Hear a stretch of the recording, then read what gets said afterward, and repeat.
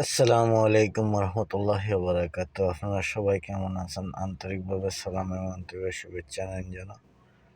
এই দেখেন মোবাইল আনায় আছে না, এই দেখেন বাইরে কিরকম পেঁয়াজ, রসুন, হলুদ, বাখর এগুলো লইয়া বইছে দোকানে, কুর্দা বিক্রি করতেছে, বুঝছেন নি? তো দেখো প্রবাস নামের জেলখানাতে দেখো অনেক মানুষ আছে, আল্লাহ দিলে অনেক মানুষ আছে দুইটা ভাত খাইতে পারে, আর অনেক মানুষ আছে খাম নাই খাদ নাই, বইয়ে বইয়ে খান দিতেছে আর ওটা খাইতেছে।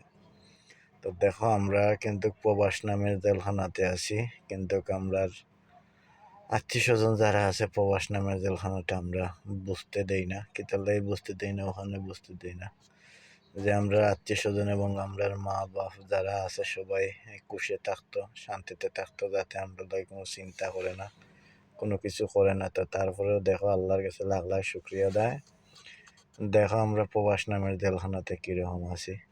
কিন্তু অনেক মানুষ তো বুঝে না, মতরে প্রবাস নামের জেলখানাতে অনেক মানে সুখে আছে। তো দোয়া করি আল্লাহর কাছে 5 ওয়াক্ত নামাজ পড়িয়া যাতে অনেকের মা বাপ নাই, তার জন্য নামাজ পড়িয়া দোয়া করি যাতে আল্লাহ সবাই সহি সালামতে রাখতো, বিপদ আপদে বাঁচায় রাখতো, এবং যাদের মা বাপ নাই খবরের মাটিতে তারার মা বাপের জন্য দুই হাত তুলিয়া দোয়া করি যাতে তারা আল্লাহ সহি সালামতে থাকে, বিপদ আপদে বাঁচায় রাখে। আর অনেকের মা বাপ আছে, তার জন্য আন্তরিকভাবে সালাম এবং আন্তরিক শুভেচ্ছা, এবং তারা প্রতি দুই হাত তুলিয়া নামাজ পড়াইয়া দোয়া করতেছে যাতে আল্লাহ তারা সেই সালামতে রাখে, বিপদ আপদে বাঁচায় রাখে।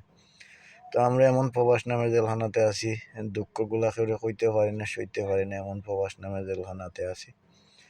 তো দোয়া করি, বুঝছেন, সবাই আল্লাহ বলা রাখতো, সেই সালামতে রাখতো, বিপদ আপদে বাঁচায় রাখতো। আর কি করবো, আমরা প্রবাস নামের জেলখানাতে আছি, দুঃখ কেউ সইতে পারি না, সইতে পারি না। আসসালামু আলাইকুম রহমতুল্লাহি ওয়া বারাকাতুহু।